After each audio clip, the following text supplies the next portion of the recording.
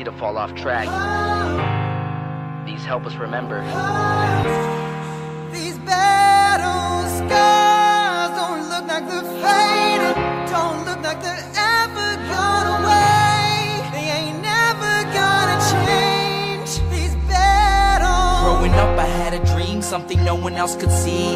Tell me what it means when your faith is falling beneath your knees and you can't breathe. Everything you see reminds you of what you're not or something you won't be. You gotta take what you're given, that's how we live it. Don't be mad at the system, it's simply how we've existed. I hear a lot of people talking like they politicians and choose to be an accountant because it's safe in a business. Not because they wanna do it, just because they heard it pays. And who the fuck wants to be poor knowing that's how we've been raised? Society is getting heavy, I can feel the weight. The pressure of success is like 100 million pounds of shame. And that's the reason I'm staying up late, trying to find a way to escape the stereotypes. This day and age is making me feel like the only way I'll be happy is getting signed to a label and making money through rapping. I wanna share my emotion because this world is attacking the very principle of life that lets the people be happy. If you don't have a reason to breathe, why even live? These battle scars are impressions of everything that it is. Don't look like they're faded, don't look like they're ever gone away. They ain't never gonna change. These battle scars don't look like they're faded, don't look like they're ever gone away. They ain't never gonna change. These battles. Now, if I had a voice that reached 100 million people, I'd tell them there's a reason that we're all created equal. Cause some decide to be great and some decide a sequel to an average person's life is simply what they want to be. So you make your decision, all I know is what I'm given. Won't define the life I lead or the way I dwell in existence. I've seen a greater image on the walls of where I'm living, and the words twisted and scripted remind me of something written. Faith is a gift that is given down to the people. If one believes it, one receives it. It's given if it is needed. Don't ever think you're trapped in a life that you never wanted. Your options are infinite, that's some mathematical logic. I'm not saying I'm a prophet, I'm speaking for what it's worth. These lyrics define my prayers and these battle scars on my church. Not saying I'm a prophet, I'm speaking for what it's worth. These lyrics define my prayers, these battle scars on my church. Don't look like they're faded, don't look like they're ever gone away. They ain't never gonna change. These battle scars don't look like they're faded, don't look like they're ever gone away. They ain't never gonna change.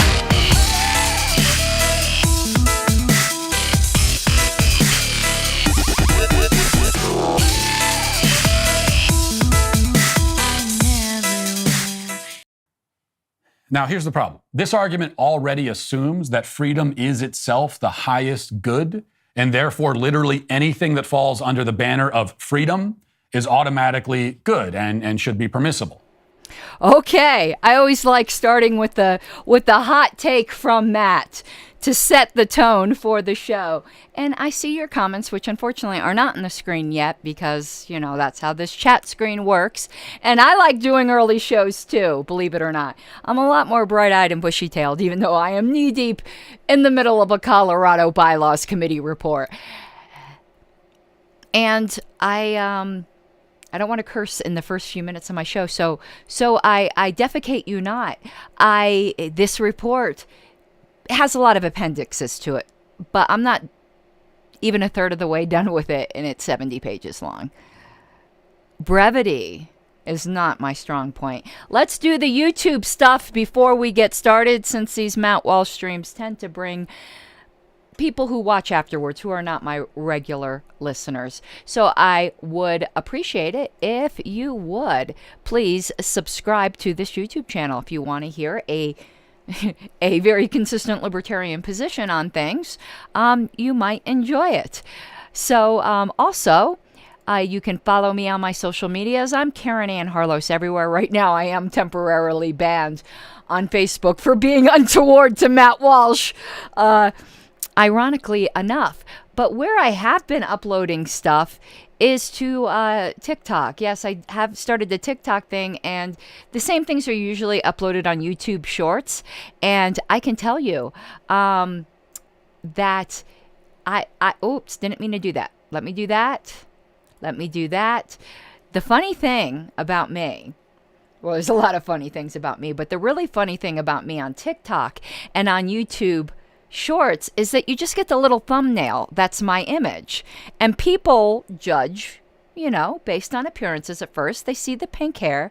So I get all the leftists who immediately go and watch the video because they see the thumbnail. And, you know, I'm one of them in camouflage, apparently. And then the stuff that comes out of my mouth causes a massive triggering.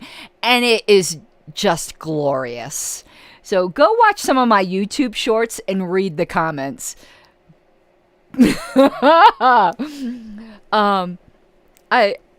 one particularly where I said people were dropped on their head as a baby that really caused some problems. But like, for instance, my long form streams, you know, I'll get a couple hundred views and I'm fine with that. I upload a YouTube short and in 2 hours I've got 2,000 views. It's crazy. It's crazy the way the shorts are. And, you know, and the TikTok. So go check that out. I am Karen Ann Harlos on all of those other platforms while here on Pink Flame of Liberty. Okay, and last but not least, if you enjoy my content, please consider becoming a patron at patreon.com/Pink Flame of Liberty. As I said, someone the other day did up their pledge, and I am so grateful. A lot of time goes into these things, and it, you know, we're all good capitalists here, so I don't need to tell you that I truly appreciate it, but I'll tell you that anyway. So let's get right into the Matt Walsh thing. The last thing I did with Matt Walsh, you might remember, where it was called Matt Walsh's Dark Desires. It wasn't that, though. It was him basically wanting to have people publicly caned until they bled, and being unable to control their bowels because they were beat so badly and hanged. Really nice stuff. You know, he's a real nice guy. And he decided to respond to one of his critics. It wasn't me. I'm way too small of a channel for like Matt Walsh to pay attention to, but I forget the name. It was Secular Talk, I think, and we're going to be playing clips of his response to Secular Talk. Because you thought the first video was bad. Matt must have watched the responses and goes, you know what? I'm going to do my Matt. You know what? I think the answer is to just double down on the authoritarian derpity derp. Derp.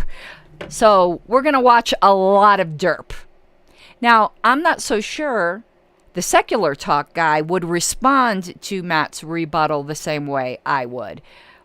I don't watch that channel. I might now. It seems like he did a decent job of dealing with Matt.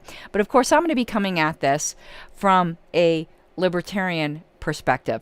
So we've got a bunch of clips lined up because, you know, I don't like taking people out of context. So all I cut out of his show was the filler where he was just repeating himself. I forgot the title of the show, but it's something like a dumb response to my whatever. I could find the title for it. You can find it. You know, it's all about the Singapore thing again. So we're going to get started. I do have sufficient alcohol to make it through without that. Though I need to clip out, I don't remember what stream it was where I just completely, am I far enough into this video I can cuss? What am I worried about? There's no way that what we're going to be talking about in this video is going to get monetized. So all super chats matter. Because I forgot. There's not a chance in hell this video is going to be monetized. So y'all might remember that video where I absolutely lost my shit and started like throwing things across the studio. Yeah, I've got alcohol this time so I don't lose my shit and start throwing things, because the nearest thing I have at hand is my phone. And, you know, I need to have pillows back here so I can, hey, I do have my cape. I could throw that. Not all heroes wear capes. Sometimes they put the capes on the chair next to them and it just fell down. But yeah, I don't want to throw things. I know you guys enjoyed that very much. However, and there's an LNC meeting tomorrow, by the way. I don't know why that just popped into my head. But if you would, if you want to go talk to the LNC, you can do that tomorrow. All right, we're going to play the first clip. Unfortunately, can't keep comments up, but, you know, really good ones I will put up on the screen. But let's get going. And I also believe that we, like Singapore and like Donald Trump has frequently suggested for this country, we ought to expand our capital punishment regime to include drug traffickers, those who distribute and sell mass amounts of poison, slowly killing thousands of people every year, ought to face the ultimate penalty. Okay, and as I said before, and I am going to be extracting out a clip for TikTok and for YouTube Shorts, Matt likes to criticize other people who profess Catholicism that, for say, are pro-choice, and he goes on about how that goes against their religion. The Catholic Church isn't pro-death penalty, certainly not as rabidly excited. You know, you get all lathered up over the death penalty, Matt. You are a terrible Catholic when it comes to that. But basically, he even used the words regime. He wants a death penalty regime. That doesn't sound like nightmare fuel at all. And he's, you know, the people that say this always think that they're going to be the ones in power. But you know what can cause the death penalty in a lot of other places? Matt, you don't see how these laws can be used against you. Oh boy, but let's continue. Nearly every murderer who has ever been executed in the United States inflicted less damage and killed fewer people than the most prolific drug traffickers. Matt, have you ever considered why so many people die from drugs? And to equate murderers with people who sell drugs to people who may overdose on them just shows a fundamentally flawed understanding. He'll get into that, so I'm going to save the argument about consensual transactions and things like that for later. I do want to stop for 1 second to go back to this comment. I don't claim to be an expert on the Catholic Church, but we'll put this up here. Let me move myself. It says the Catholic Church only opposed the death penalty because of Pope Francis. I do not believe that's correct. I was raised Catholic, and I'm not a spring chicken. The Pope, when I was a Catholic, was not Pope Francis. And I told the story in my last video of a book that fundamentally changed my worldview that was written by a Catholic nun, or ghost written by somebody else, but told her story. And the book, which was made into a movie in which Sean Penn was in, was called Dead Man Walking. Catholics have been consistently against the death penalty. It's not just because of Pope Francis. Again, I don't claim to be an expert on Roman Catholicism. And I do think that Matt is a Pope Francis is not really a Catholic. I don't know if he's full out Sedeventicus or how you pronounce it. But you know the word. How do you pronounce it? You know what I'm talking about. Sedeventicism. I never can pronounce that word.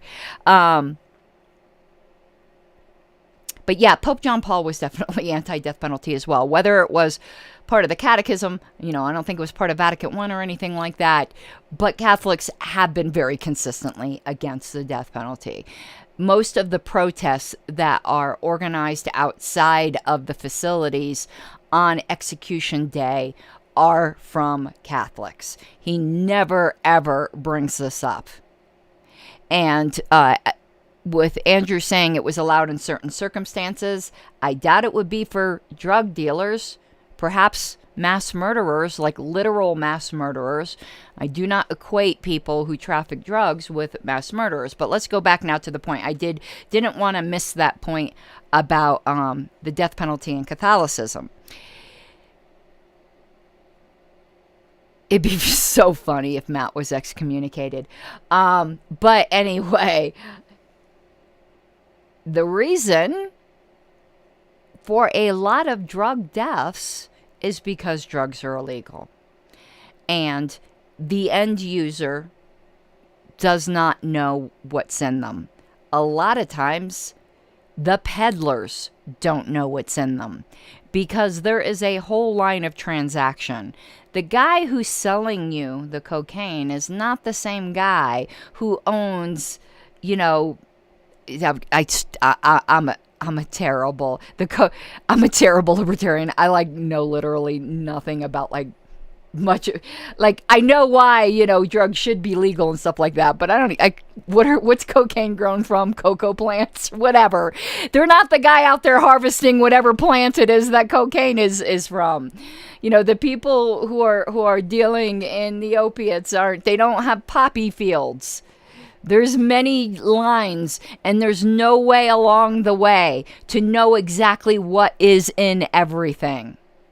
If drugs were legal, you wouldn't have all of these deaths. You would still have some overdose deaths for sure, but you would not have the ones that you have now. So Matt, on one hand, pretends to care about all these people that are dying from drug overdoses, yet he's opposed to doing the things that would lessen that, because he thinks keeping it illegal and executing drug traffickers is going to stop the however long you believe humans have been around, their thirst for intoxicants. And do you want to know how many people die from alcohol poisoning, Matt? Do you want to execute the executives at Budweiser as well? Now, he is going to get into this later, and I have a feeling the answer to Matt would be yes. Bring back prohibition. Execute people who make alcohol. Because Matt is about as authoritarian as they come, about as theocratically authoritarian as they come. Because he is going to allude to the fact he doesn't ever really answer the question. He moves on to Big Pharma, but he strongly insinuates that, yeah, people who make alcohol should be executed too. There's no reason why drug traffickers should get a more lenient sentence. Indeed, there's no reason why the death penalty should be... No reason. But later on, he is going to deal with a reason. Now, he might not think it's a good reason, but he does later concede there is a reason. But right now, he's claiming there is categorically no nuance, no difference between Ted Bundy and someone who sells drugs. No difference at all. It's the same thing. It's the same thing to purposely break into a sorority house for your sexual perversions and murder co-eds, sorority girls. And like Ted did some really like sick things, like with them even after they were dead. He would keep severed heads and crap like that. No difference at all. That's like saying there is... well, never mind. You all are you're getting the point. He's just ridiculous in these assertions. But okay, let's continue. Served only for those who directly kill people. Oh, so Matt, I suppose then you think that every president of the United States should be executed. Every past one? I think a stronger case can be made for that. You know how many people they've killed? Purposely. By design. And probably, like, do you think most of our legislatures should be executed too? I mean, if we're going to start going down that road. Still, it has proven to be, not surprisingly, controversial. People on both sides of the political divide are deeply scandalized by my argument. Twitter has been basically unusable for me. Okay, wait, let me stop 1 second.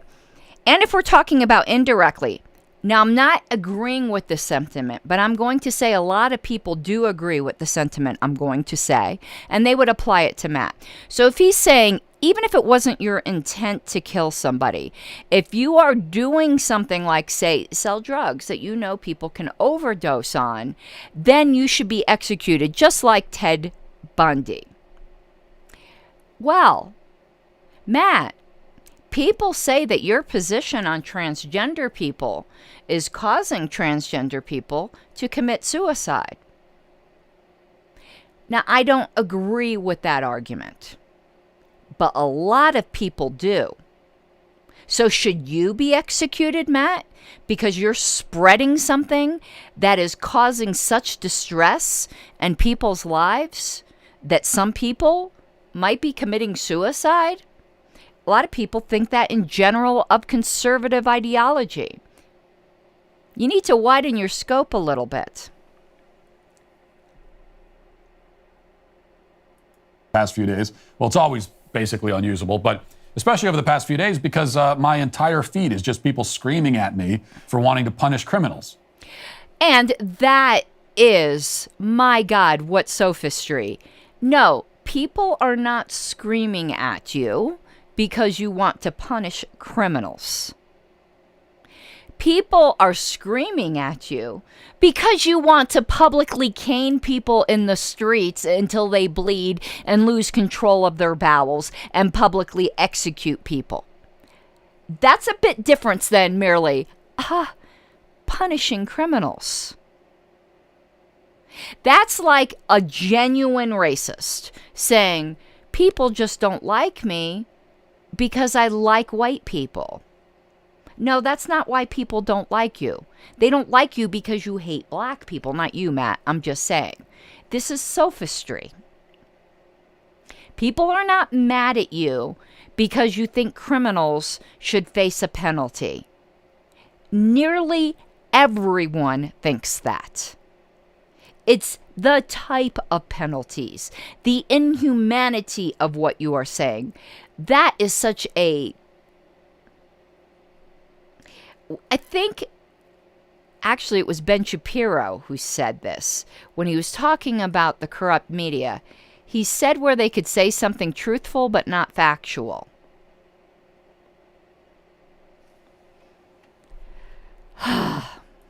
My problem is not that people simply disagree with my proposal, but that they treat the mere notion of harsher penalties for criminals as somehow absurd on its face. And I'll say as I did before, if you don't find the idea, because you joyfully said before that these, not only should you be caning people, they should be waiting in line and watching the people get caned before them so that it's striking moral terror into their hearts, where they are just like, oh my God, like the anticipation of the fear. You said there has to be this type of fear and like all the things associated with it. If you do not find that unreasonable upon its face, Matt, as I've said before, there is something rotten in your soul. And I have absolutely no problem with people just dismissing that out of hand. There are some things you can just dismiss out of hand. We can dismiss out of hand that there would be fewer incel killings like Elliot Rodgers if we just said, that there should be an allotment of a certain amount of sex for every man on the planet. We can just dismiss that out of hand. There are some things, Matt, that are just absurd on their face. Now, we are going to rationally deal with a bunch of your arguments, but I wanted to just say that because Matt later will say, you can't just assert something.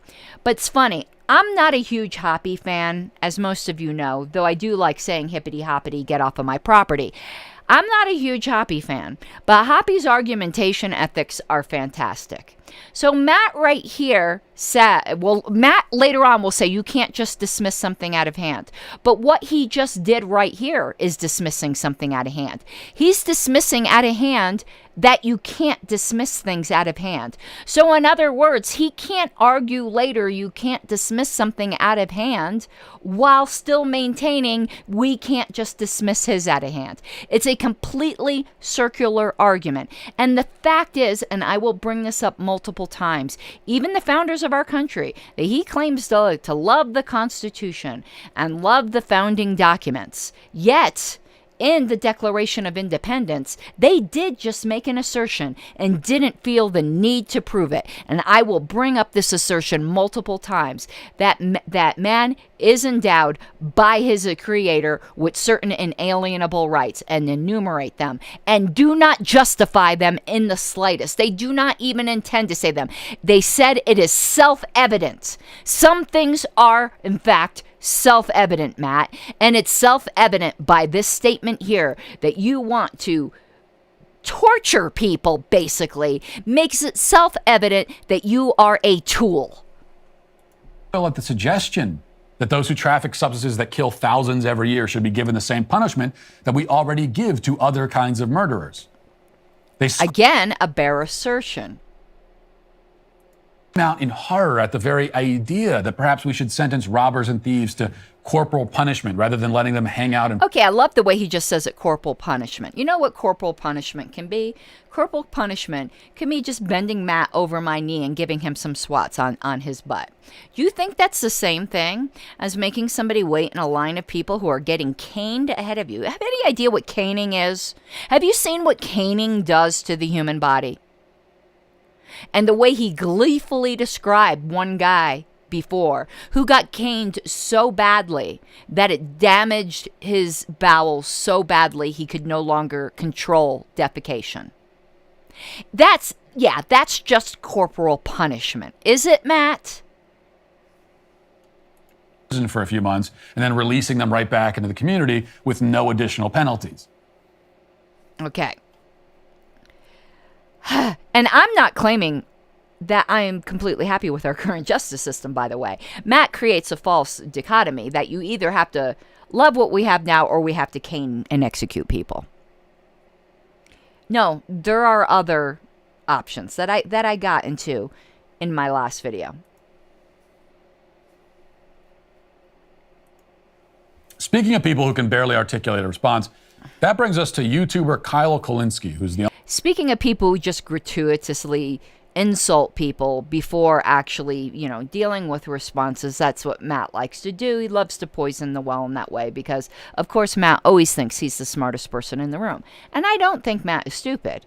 I just think he's a bad person. of the Secular Talk channel on YouTube. And like most YouTubers on the left, every so often Kyle likes to use my name to drive engagement. And every so often... Oh, how big is your ego? So the only reason people respond to you is to drive engagement?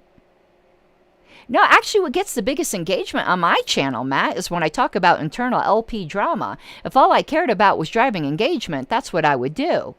Your videos don't get all that many views. Of course, I'm sure you would just insult me and be because my commentary sucks, and it very well may be.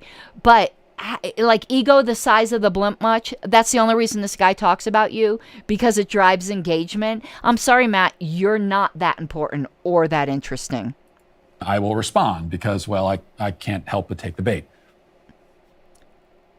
Let's continue. And now we're going to get into the gentleman on, it was Secular Talk that responds to him. I'm not familiar with this channel at all.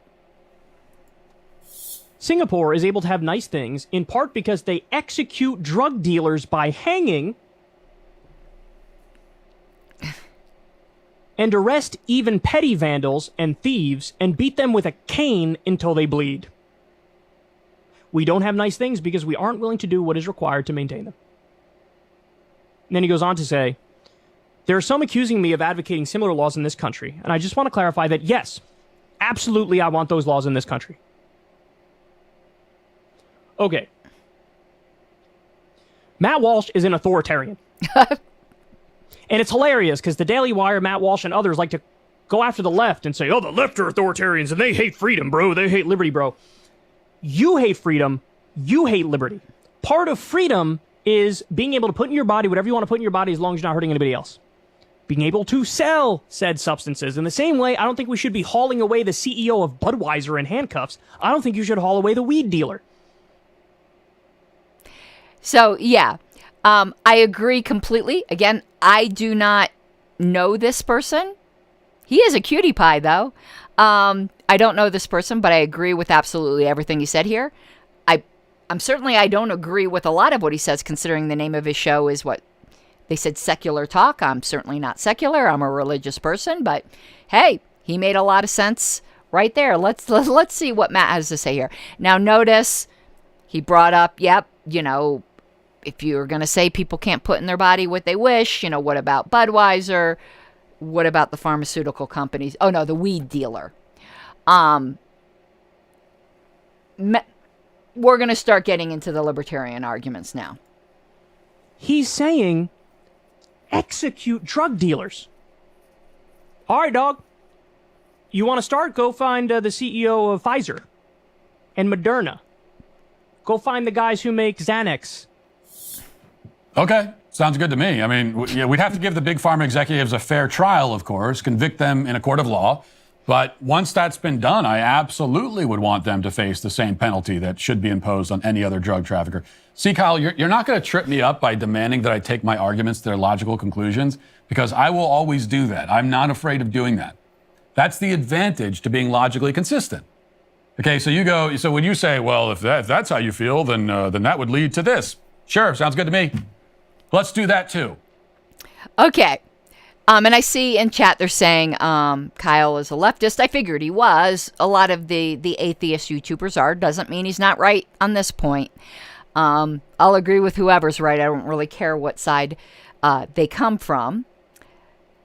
But he's not a typical leftist when he's saying go after Pfizer and Moderna, which, those are the two big vaccine manufacturers. Now, of course, the left before was against Big Pharma, before they were for Big Pharma. But I mean, so far, I liked what he said. But here now, Matt, you might be right when it comes to Kyle. You might be able to trip him up in being inconsistent on some things. And you had said, here's the advantage of being consistent.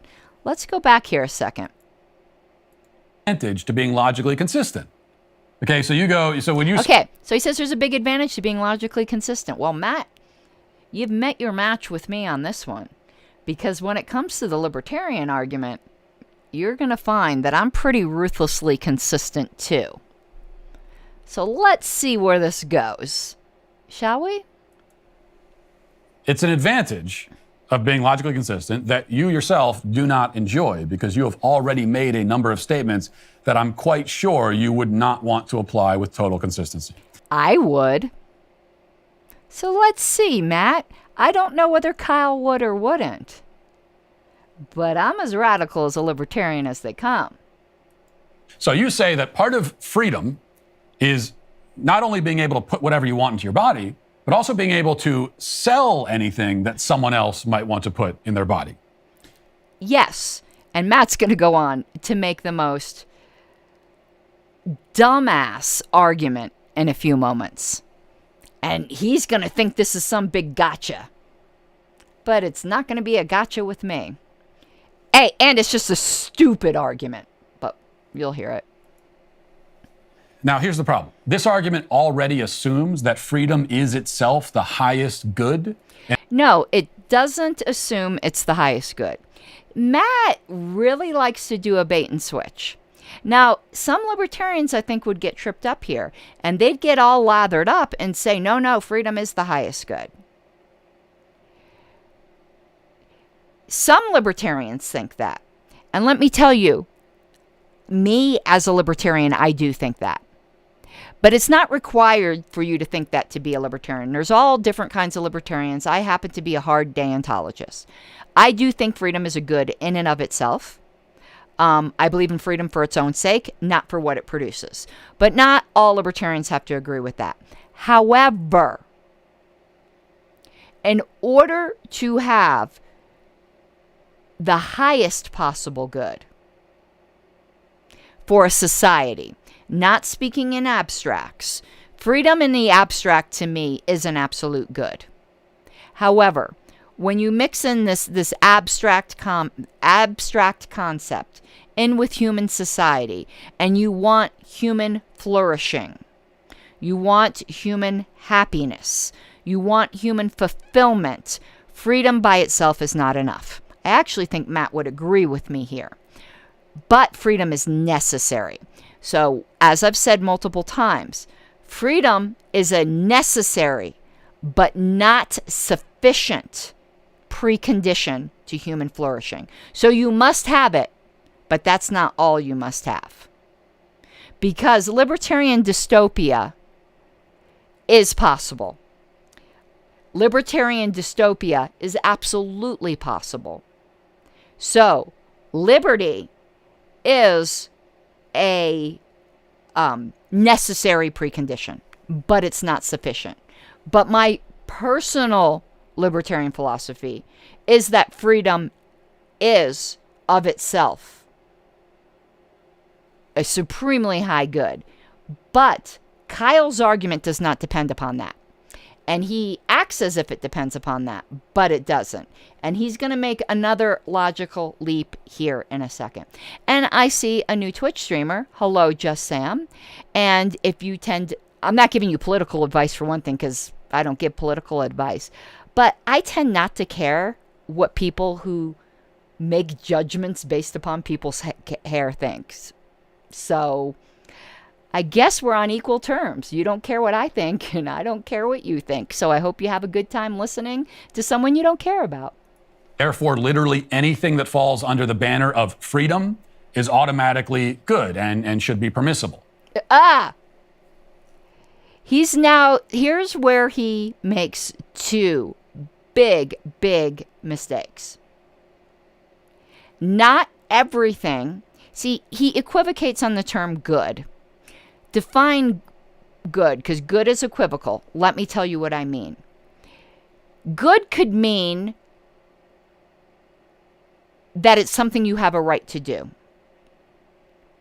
So in that sense, freedom is definitely good. You have a right to it. But good also has moral components to it. And as I've said, just because you have the right to do something doesn't make it right to do. As a libertarian, I firmly believe that it is your absolute right to open up a business and put up a no pink-haired libertarians sign.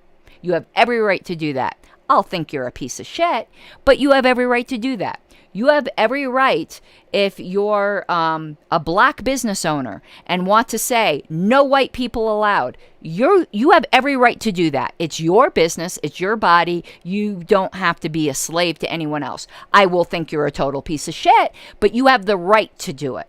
So your right is good, but it isn't a moral thing to do. We have a big problem when we confuse rights with morality. I have a right to go around and be a total asshole to people, but that's not a good thing. But here's where Matt's equivocating. But then he goes, therefore, because it's good, it should be permissible. Permissibility, and in a libertarian context, you're talking about the law, has nothing to do with whether or not it is moral in the broad sense. What it has to do with is whether or not it's just. Justice is a subset of morality. Morality is much bigger than justice. It is absolutely just for a business owner to say, I am only going to serve certain people, even though those conditions he puts on their business is racist. That's perfectly just because it's his right to do so. But it is not moral.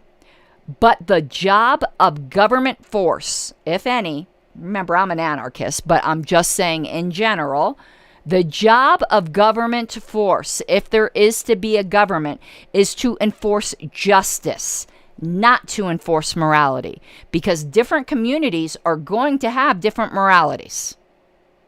But justice doesn't change. I have a right to life. That doesn't mean you have an obligation to keep me alive. It just means that you have an obligation not to kill me. However, as a Christian, I think as a Christian, if you see a starving man on the street, you should feed them. That's the moral thing to do. I don't believe the government can justly force you to do that. And this is where Matt gets it all absolutely confused, because he's a theocratic asshole.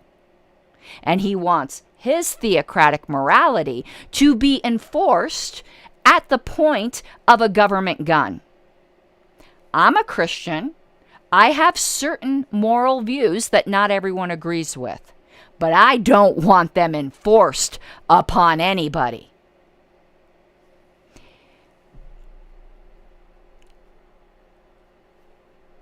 Okay, let's go to the next one. But that's a case you need to make. Okay, you can't merely assume that. Well, I just made the case. But Matt, you just assumed that someone had to make the case. Do you see how circular it is, that what you just said? You said you can't just assume something, but you just assumed that you can't assume something. How do you know you can't assume something? Did you assume that? Some things are, in fact, self-evident, Matt. And the one thing that's self-evident, and this is the foundation of all libertarian philosophy, is that you own yourself. I don't have to prove that. Because in order to argue against the fact that you own yourself, you have to presuppose you own yourself. Because if you don't own yourself, you don't have the ownership rights to claim that you don't own yourself. That is Hoppy's argumentation ethics. You have to presuppose the right to your own will to argue you don't have the right to your own will. It's inherently logically contradictory. There are fundamental first principles. You like to appeal to history. Well, even the ancient Greeks knew that. You haven't made it here or, as far as I know, anywhere else. I have. See, I don't believe that freedom is the highest good. As I said in my thumbnail, you only believe in freedom that you think is good. Just like you've said before, even between two consenting adults, you think certain types of sex should be illegal because you think it's disordered. Well, who defines that? And again, we're talking about adults here, people who can consent.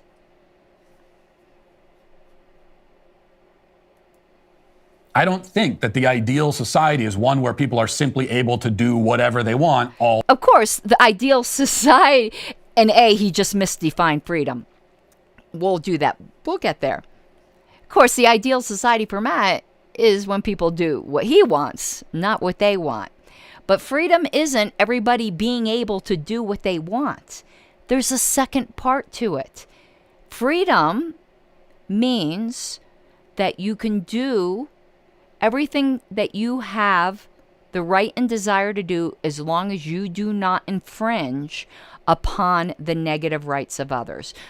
I'm not going to get into the difference between negative and positive rights here. I think most libertarians know that. However, it isn't just doing what you want. It's doing what you want, provided that you don't harm other people. And harm meaning infringe upon their negative rights.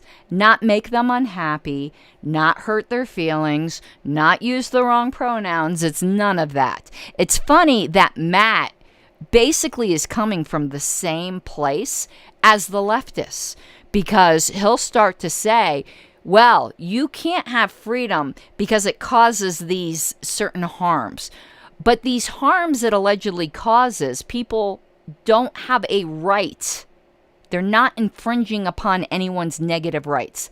Just like you're not infringing upon anyone's negative rights by hurting their feelings by refusing to call them whatever pronoun they wish to be called. I'm the one who's actually consistent here, in that I'm opposing the right's authoritarianism and I'm opposing the left's authoritarianism here. Time. I don't really think that you think that either, actually. I do. I don't know whether Kyle does. You're probably right. If he's a leftist, he probably is inconsistent on this point. But Matt and me, you've met. I'm not perfectly consistent. Nobody is. But I'm pretty damn close. You've met the hardcore libertarian here. I'm quite sure that there are things that you would say people should not be free to do. The only things that I say people should not be free to do are the things that harm other people, with harm being defined as infringing upon their negative rights. Because there are no such things as positive rights. There's no such thing as societal rights. There's no such thing as collective rights. There's no such thing as identity rights. There are only individual rights, and we all have the exact same ones. I'm quite sure of that. And yet your whole argument rests on simply labeling drug trafficking part of freedom. So, And on that, I would agree with some caveats. And the caveats aren't exclusive to drug traffickers. It would be the same caveats I would put on people who sell roast beef sandwiches. But we'll continue. Yes, all drugs should be legal. And when I say we all, have a number and when I say all, I do mean all. logical inconsistencies and sort of half-baked ideas. Well, let's talk about drug traffickers for a moment. Now, Okay. you keep making this. You want to make this about weed, first of all, and I don't like that. Everyone does that, including libertarians. Like, stop with the weed already. Almost everyone agrees with that. I mean, Matt doesn't, but almost everyone agrees with that. Stop bringing up weed. Like, who the fuck cares? Like, let's deal with the real issues. And I want to show people, because again, people will be watching the show that, you know, my typical audience is libertarians, but there's going to be non-libertarians watching this. So I want to bring something up here because I want to show you where I'm coming from. Let's see. The issues platform. Now, of course, libertarians will be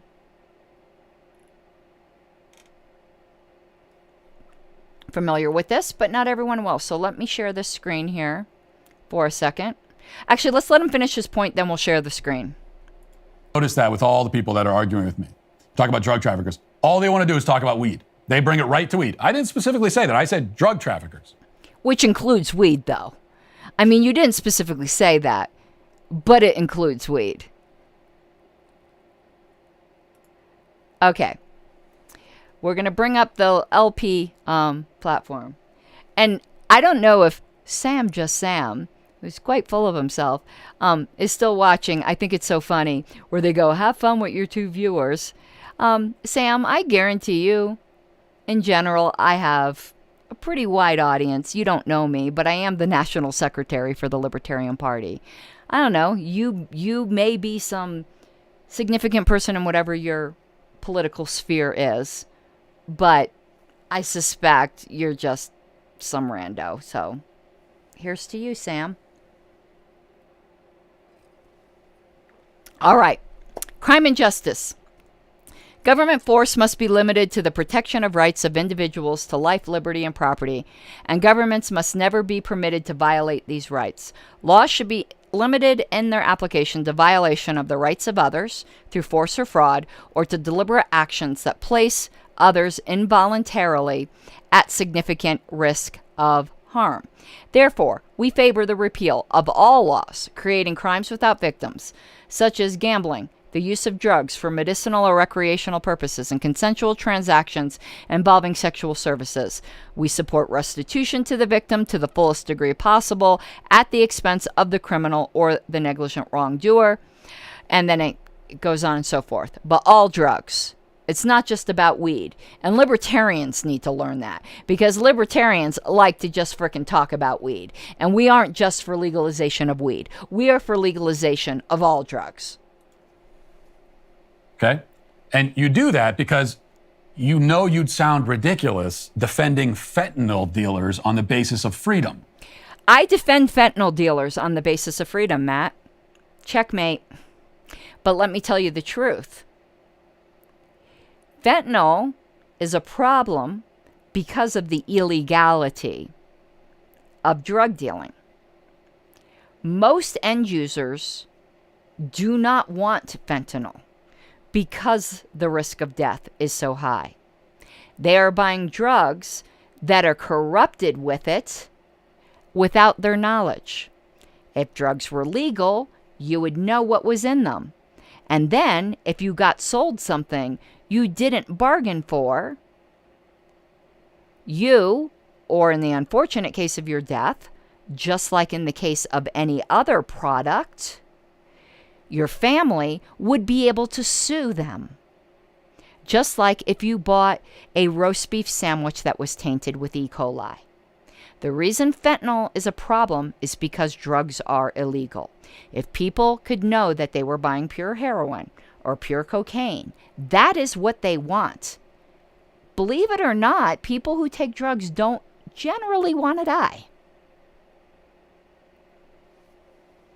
And yeah, it's correct too. I know the whole fentanyl thing is also, it can be used safely. But I'm just taking Matt's, it can be used safely when you know how much is in there. You do need to know the dosages and things like that. Fentanyl has great medical uses. You know, this isn't some kind of synthetic designer drug that was designed in some, underground lab that has no, legitimate, use in hospices and hospitals and the like. But the people that are overdosing on fentanyl right now, a lot of times they don't even know that's what they're taking because all of this is on the black market.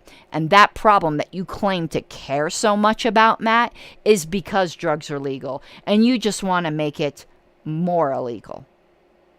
And you want to kill people over it because you say you want to save lives. As if killing people saves lives. For doing something they have the right to do, which is to put something in your body. And yeah, you even have the right to put poison in your body.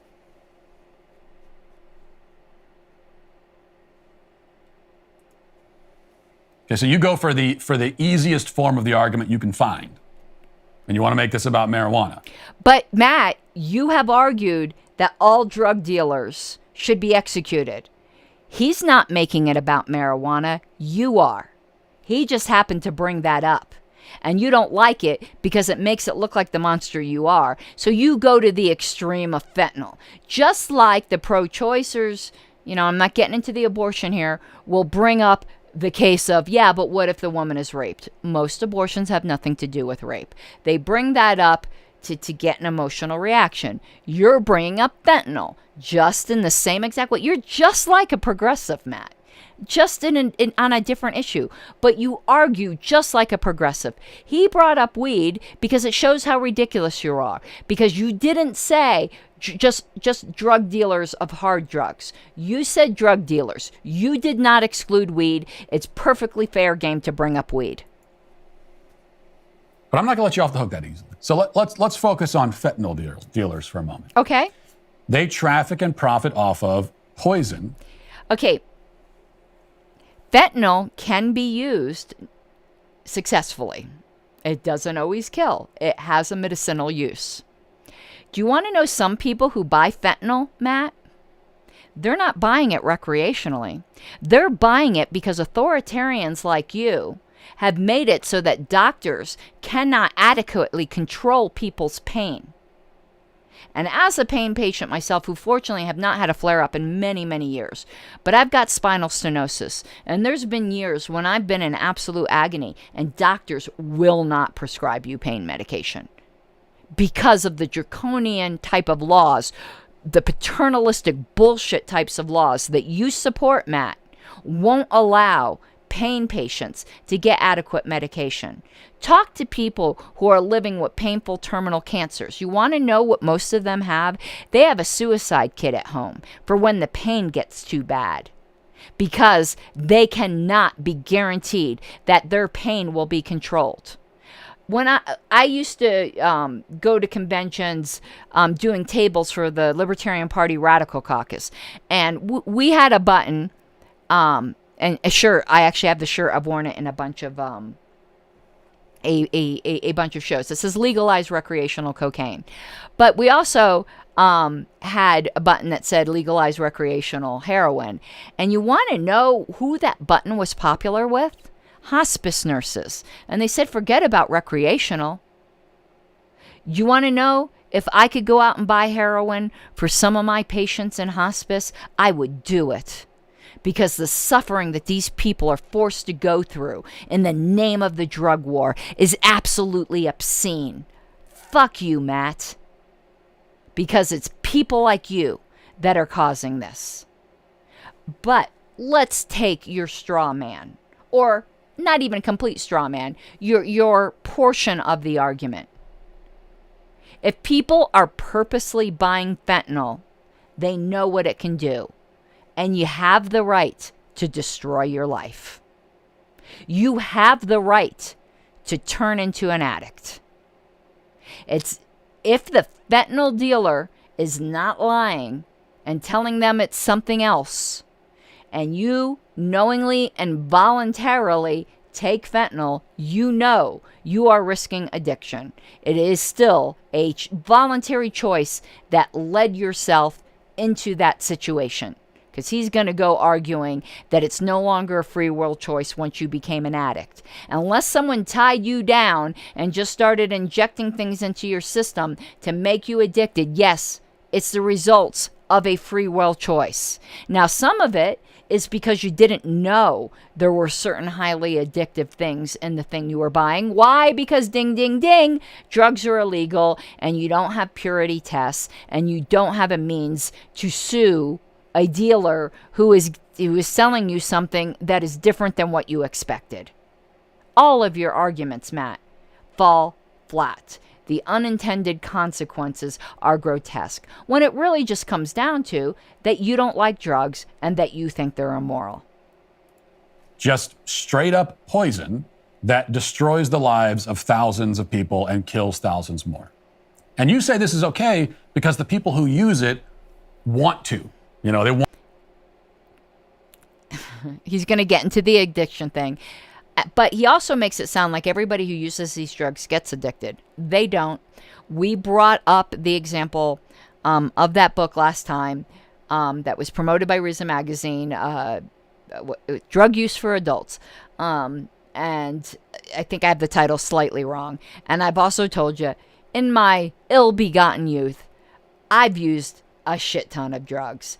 I've used a shit ton of drugs that are allegedly, like, automatically addictive. You name it, I've probably done it if it doesn't involve a needle. I've never done anything that involves a needle. And I never got addicted. It might be genetics. I don't know. I do have a pretty strong will, so maybe it was partially willpower. I don't know. But to claim that everyone automatically gets addicted is just fucking false. It's not true. Use it, so that makes it okay. Well, why does their desire to use the drug automatically make it okay to sell it? Because human beings have free will and they own their own bodies. That's why. The fact that you don't understand this is what makes you an authoritarian. And conservatives at some point used to at least understand this. You don't even appear to understand this. But remember, he wants to make pornography illegal too, for adults. He uses the boogeyman of children accessing pornography, which no one is in favor of, but then says, yeah, but for me, it's just a way to backdoor making it illegal for adults. And again, your argument rests on an assumption that you haven't actually defended or explained. I have.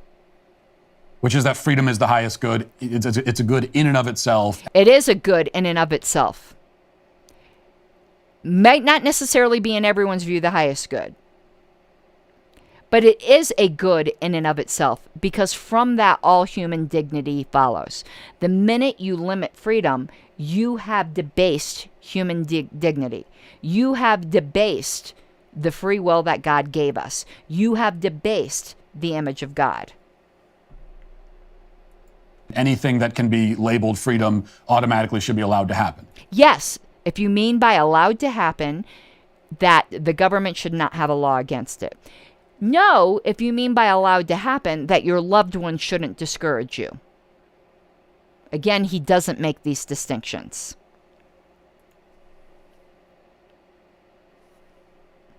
And Benjamin, thank you for the correcting. Highest political good.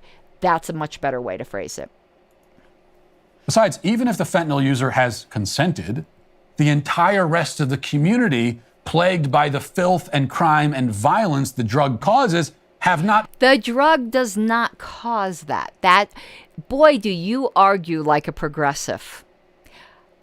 Even if the Second Amendment allows you the right to bear guns, the rest of the community who doesn't want to have guns doesn't consent to the death and destruction that the guns cause. No, the guns don't cause it. The right doesn't cause it. Well, I'm not meaning political right. I mean the right to bear arms. It is people acting in a bad way. The people acting in a bad way is a separate issue. As if, again, the false dichotomy. If you have drug use, then you're going to have filth and all of this other stuff. Yes, we do have that today because we are mishandling the issue. But he acts as if there are only these two extremes and there's not a different way to handle it. Portugal handles it differently. But let's say, okay, part of the problem, we're going to get really deep in the libertarian weeds here. Part of it's like when you start talking about schools teaching like this just radical gender theory to kids. And then you start saying, well, we need to make it illegal for teachers to do this. You're not dealing with the problem. The problem is public schools. There shouldn't be public schools. The parents should be able to school their children how they wish. That's the problem. So when you start dealing with, he's going, yeah, but there's filth in these public areas. There shouldn't be public areas. There is no such thing as communal ownership in the way that it exists today. That's the tragedy of the commons. So he's just completely ignoring that aspect. But let's say we had strictly private property. And you had this property over here that was filthy. And you had this property over here that was really nice. Yes, it is true that being next to a property that has, cars up on cinder blocks and is painted neon green or whatever else it might be, might drive down your property value. But you want to know what? You don't have a right to the property value that would be generated by the property of other people. You just don't have a right to that. Just like, same reason why I'm opposed to libel laws. You don't own what other people think of you. Now, if they committed fraud, that's a different matter. But you don't own other people's thoughts. You don't own what other people do with their property, even if it might mean other people don't want to own your property. You don't have the right to have other people want to own your property at a premium. So his whole thing about the community doesn't agree to filth.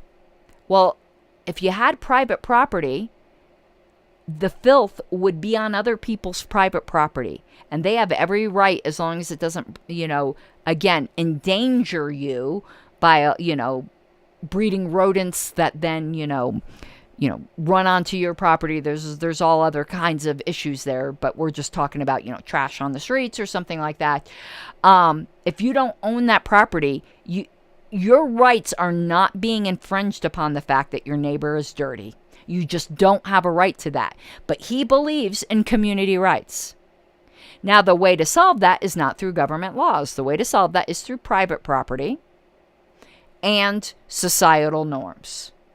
Now, a lot of people might think because I'm opposed to his very conservative social views that I'm against societal norms. No, I'm not.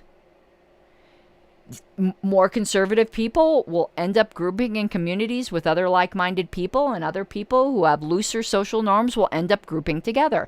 That's just the way human beings work. But what he's arguing for here is some kind of communal right that doesn't exist. Consented. Okay, the dealer might consent, the user might consent. We'll get to that in a second. But the people forced to live in communities they're not forced by the drug users and the drug dealers to live in those communities. They're forced to have that around them because we have this fictitious thing known as public property. If it was all private property, most of these problems would be solved. Not all of them. Because let me tell you, perfection isn't on the table. The world I am selling you is not perfect. But the world we live in isn't either. And neither are any of the possible worlds. Ravaged by this poison, do not consent to it. And they don't have to. Let's say that I happen to be a person who believed that I should be able to have 10 husbands. And my neighbors were just absolutely scandalized by the fact that every day, we'd all come home and have a communal kiss, or something on the front lawn. I'm just pulling stuff out, I'm just pulling out an example. And they don't like their kids seeing this alternative lifestyle, even though nothing illegal is being done. Well, they don't have a right not to be scandalized. Matt has a piss poor understanding of negative and positive rights. And he's arguing for positive rights without even acknowledging that. Well, Matt, if conservatives can argue for the force of the government gun for positive rights, so can the progressives. And that includes forcing you to call people you don't think are women women. And the funny thing is about not merely asserting anything, Matt merely asserts, and I'm not even saying I disagree, because I don't disagree with everything Matt says, but he just merely asserts that truth is the highest good. Is it? Now, I happen to think truth is a very high good. But you can't just assert that according to Matt, but he does. It gets kind of into a matrix type thing, does it? Where you have the choice. Do you want to know the truth and maybe be less happy? Or do you want to live in the fantasy? Or even in Brave New World, where some people chose to just take, what was the drug, Soma? People can be very, very happy and fulfilled in a fantasy. But Matt would argue that's not good because it's not the truth. Well, you're just asserting that. Okay, Besides, sorry, even we're if a starting the same fentanyl user. He's going to go on to the addiction thing now.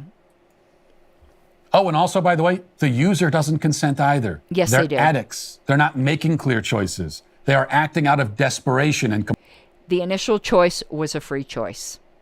Matt, you would never accept this argument when it says that somebody didn't really commit vehicular homicide because they were drunk.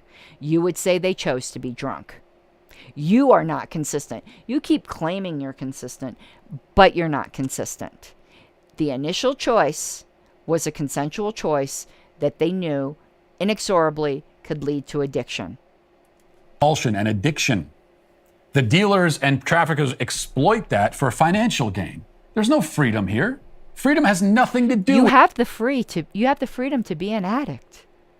I'm sorry to tell you that, Matt, but you do. drug addiction.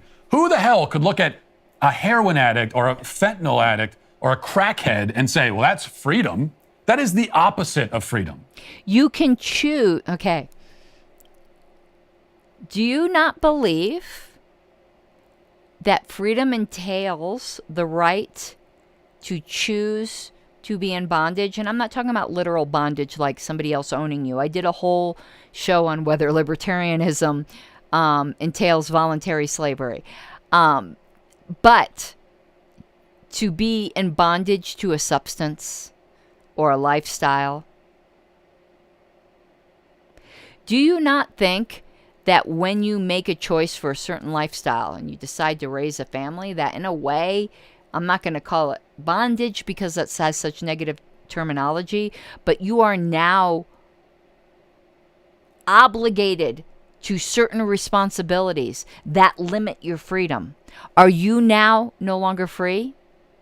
When you choose to become married and pledge your fidelity, is that now the opposite of freedom? Or was that a free choice you made to voluntarily limit?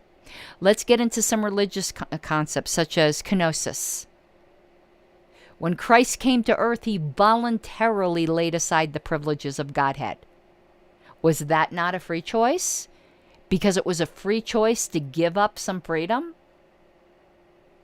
Now, I'm not saying doing things that lead to addiction is a wise choice, but you have the freedom to make bad decisions. That is what freedom is all about. But let's take addiction out of it. Let's take drugs out of it. Okay? Let's make this even easier for you. You just said that people should be free to sell whatever anyone else wants to put in their bodies. That's what you... Okay, here's where this is just the dumbest argument I've ever heard in my life. Now, I think that this is an utterly ridiculous argument when it comes to hard drugs, but it's also ridiculous when it comes to things that are not drugs. That's how thoroughly ridiculous your argument is. So here's a thought experiment. Just a thought experiment. Tide Pods. Okay, I usually think thought experiments are pretty dumb, you know, because libertarians love thought experiments too. When you say like it's wrong to commit aggression against other people, and they'll say, well, let's do a thought experiment. Say a Martian came down and said that he was going to blow up the earth unless you raped 100 women. Would it be the right thing? You know, like these thought experiments are stupid because I deal in reality. I don't deal in things that are not reality. But let's do this Tide Pod thought experiment. This is embarrassingly bad. You may remember a few years ago when there was much consternation over the Tide Pod challenge, wherein idiots on TikTok or YouTube or whatever would eat the laundry detergent capsules and then get very sick, and in a few cases would die. Now, here's the question. What if the Tide detergent company decided that it wanted to lean into this phenomenon, and so it began selling its product as both a laundry detergent and a snack? What if they put on their... Okay, that would be fraudulent. This is a stupid example. Because a snack has a definition. It's something that you can eat that is safe for you to eat. That would be fraudulent and deceiving people. Now, if they wanted to sell it as something that is both a laundry detergent and something that you could eat that could likely kill you, but would be a stunt that could get you TikTok views in Libertopia, that would be perfectly legal, and that company would be shamed out of existence by the consumers. This is a stupid example. Packaging. Tide Pods. Great for laundry, great for snacking. And what if they even... But they're not great for snacking. That is fraud. You could say maybe great to get social media clout and possibly die. Well, let's just say that they're being a little bit more responsible. They include an FDA warning that though it can physically be eaten, it might be damaging to your health. It's not that it might be, it is damaging to your health. And nobody doubts that it can be physically eaten. I have right here an Apple, one of those Apple EarPods. I could eat this. The fact that it can be physically eaten isn't the issue. It's that it's not food. It's not nutritious. Rat poison can mean you have the ability to physically eat it. You notice the equivocation of terms he keeps doing. Ben Shapiro is much better at this sort of thing than Matt Walsh is. But still, even with that warning, they're marketing it. They are marketing it as a consumable product. Remember. Again, he's equivocating. Yes, you can swallow it. That's not what consumable means, though. You said that people should be free to put whatever they want into their bodies, and sellers should be free to sell whatever anyone wants to put into their bodies. Did you notice what, though, Kyle didn't say? He didn't say you can fraudulently sell something as something it's not. But would follow from Matt's totally stupid argument is that it shouldn't be illegal to eat a Tide Pod. And yeah, I don't think it should be illegal to eat a Tide Pod. If you want to be a dumbass and do that, and you're an adult, that's your choice. If Tide were to market it as something that is intended to be eaten, that would be fraud. You're not that stupid, Matt. You think you're being cute, but you're not. Some people wanted to put Tide Pods in their bodies. Why couldn't the Tide company therefore sell Tide Pods specifically to that demographic? They could, as long as they were honest, it could kill you. In the snack aisle next to the potato chips. Because they're not like potato chips. This isn't that difficult to understand. No, Stuff Bud does. He doesn't call himself a libertarian. But some people think he's libertarian-ish, so I like to point out that he's an authoritarian theocrat. Explicitly for the purpose of consuming. Because it's not a consumable. But if there were an aisle for how to be a social media jackass, yeah, it could be sold there. Why couldn't they, in other words, intentionally poison their customers directly? What would be wrong? If they didn't tell them it was poison, because that's fraud. My goodness, dude. I don't like a lot of your arguments, but they're usually decently clever. This is stupid. Them sitting around in a marketing room and saying, you know what, some of our customers want to be poisoned and killed by this. Let's think of some ways to sell it to them. Let's think of some ways to market it. If the people want to be poisoned, want to be poisoned and die that way, a company could have the freedom to do that and they wouldn't stay in business, because most people are not sociopaths and most people would drive such a business out of business. Now, maybe you escape this bind by plunging forward and saying, yeah, sure, Tide should be able to legally market their product to those who want to eat it. Now, that would make you consistent at least, but it would make you consistently insane. Because you would be defending. And that's just an assertion. If somebody wants to poison themselves through Tide Pods, they're going to do it anyway. And no company would survive purposely trying to harm people. The freedom of corporations to... Okay, and let's stop there for a second. I'm a bit different from most libertarians here. He had to use the C word, and by C word, I mean corporations. I don't believe corporations are libertarian. Corporations have limited liability. What keeps companies accountable and which keeps the balance of power and disincentivizing fraud is being able to be sued and be accountable and have to go to jail if you deceive people and harm them in that way. Corporations shield from that. I think corporations are an evil construct of the state and not even remotely libertarian, and you will not find me defending them. In the world we live in now, it's almost a necessity. However, we're talking about libertopia. In pure libertarianism, I do not believe corporations have a place. Intentionally and directly poison their customers, which would only go to show that freedom... And how many customers would you continue to have? Matt, you've often argued, I believe you have, but I know conservatives like you have, and I think you have as well, that the whole wage gap thing is, and I would agree with this argument, by the way, is a fiction. That it just comes from differing choices of men and women. And that really, if a company that was driven by a profit motive could get just as talented people for 30% less, they would just hire all women. Why wouldn't they want to make more money? Why would a company want to kill off all of its customers? They would soon not have any customers and not exist. Companies exist to make money. You don't make money from dead customers. Idiot. Of itself is not a valid defense. But doing what Matt thinks you should do with your freedom is. You fucking authoritarian. And of course, you never did explain in that clip or in any other clip part of your diatribe what is so wrong with non-lethal physical punishments of criminals.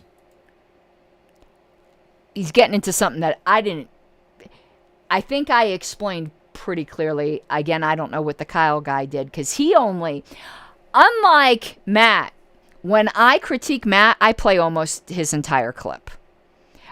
You go back and watch this original show, and you'll see that I've included 80%, and I clipped out like the ad reads and just where he repeated himself. So it's funny, he claims all these things about Kyle that I don't know if it's true or not, because he played less than 3 minutes from Kyle. Especially when even simply putting someone in prison is a physical punishment involving physical coercion and force. Because It is. It most definitely is, which is why I don't think, as a libertarian, and in the plank I read you, that crime should simply be dealt with by imprisonment. Crime should be dealt with by restitution to the victim, because the crime was against the victim, not against the state. I don't believe in the people versus Smith. The victim is who versus Smith. Again, he's doing a false dichotomy. But when you start talking about punishments, you start talking about what civilized people do. Mr. D, yes, I am a libertarian. I am the National Secretary of the Libertarian Party of the United States. Should we abolish prisons too while we're at it? And if we shouldn't abolish prisons, meaning that physical force can validly be used to punish criminals, then why should we? And I've never said that it couldn't. I do think there's certain physical force that you can't, because it is cruel and it is inhumane, and there needs to be something that is directly related to preventing future harm. If you're going to just say all physical force is tolerable in order for the greater social good, then why don't we just start branding the letter A on the foreheads of adulterers?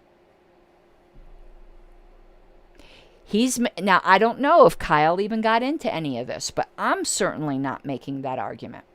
Automatically rule out corporal punishment, which is but one form of physical force? And again, he minimizes it as corporal punishment rather than brutal caning to the point that you're bleeding in the streets and losing control of your bowels. Matt, in this alleged rebuttal, you were thoroughly dishonest. And perhaps you were correct. I'm going to go back to that main screen because I do want to show if there's comments. And perhaps some of your rebuttals were valid against Kyle, but they're not valid against a consistent libertarian. And I didn't hear all of Kyle's arguments to know whether they were or they weren't. But one thing I do know for sure, you're a theocrat and you're an authoritarian, and I wouldn't want to live in your world whatsoever.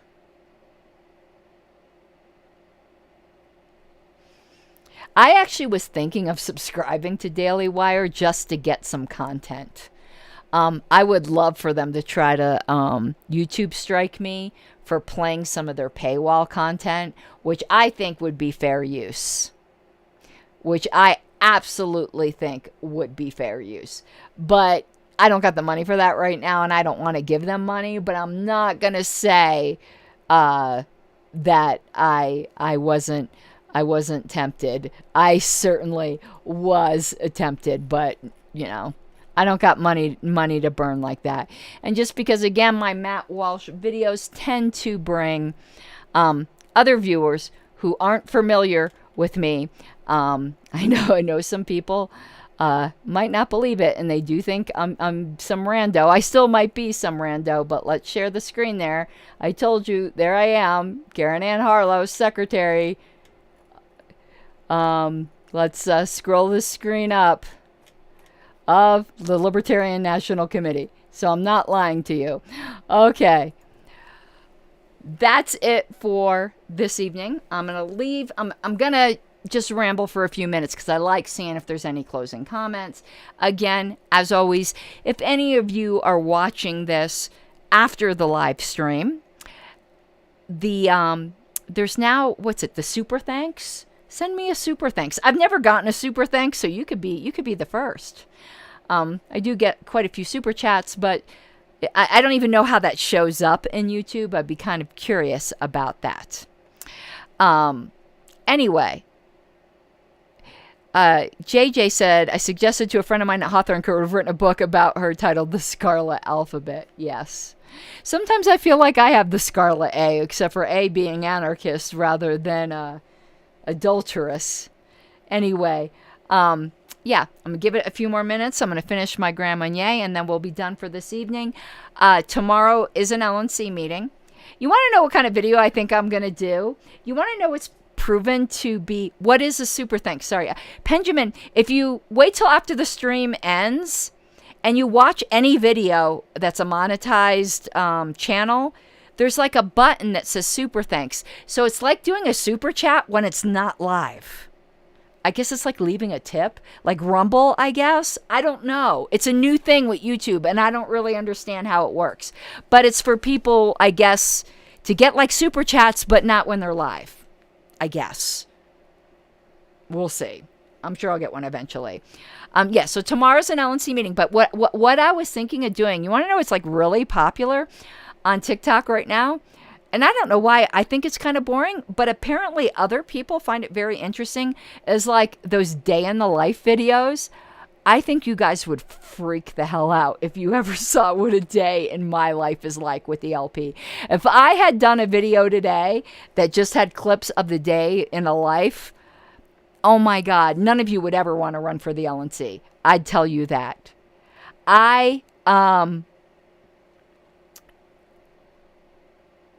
The amount of stress. Oh God, today was a hell of a day. All I can say is this: if you're a Christian, pray for Angela. You might not agree with every decision she makes, but that woman is being put through hell. Every chair of the Libertarian Party gets put through hell. Why people volunteer to do this? Sometimes I don't know. But if you are a praying person, you don't have to agree with everything.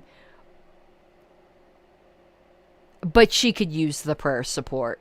She's getting put through a lot during a time when she should be just being able to enjoy her baby.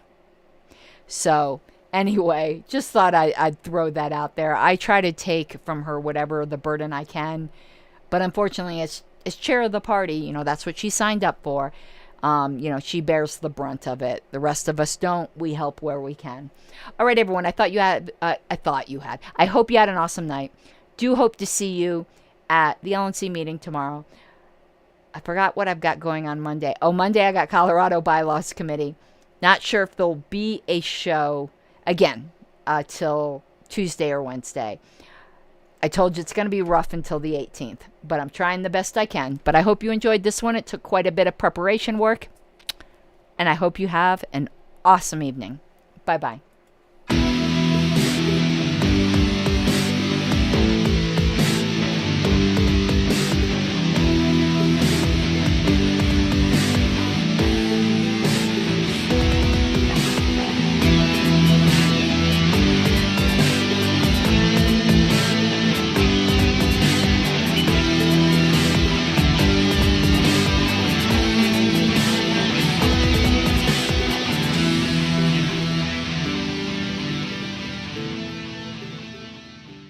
Gotta take what you're given, that's how we live it. Don't be mad at the system, it's simply how we've existed. I hear a lot of people talking like they politicians and choose to be an accountant because it's safe in the business.